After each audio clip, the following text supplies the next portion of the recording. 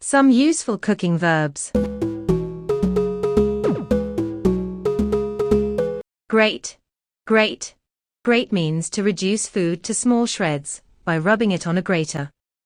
For example, would you grate the cheese? Slice. Slice.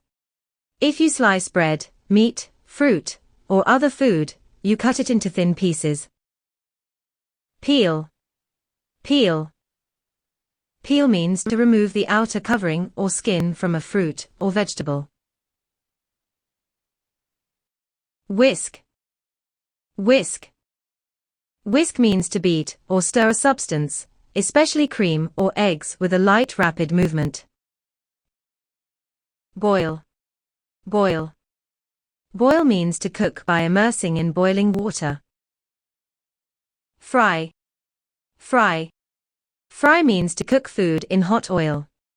For example, French fries are prepared by cutting potatoes into even strips, drying them, and frying them, usually in a deep fryer. Pour. Pour. Pour means to flow rapidly in a steady stream.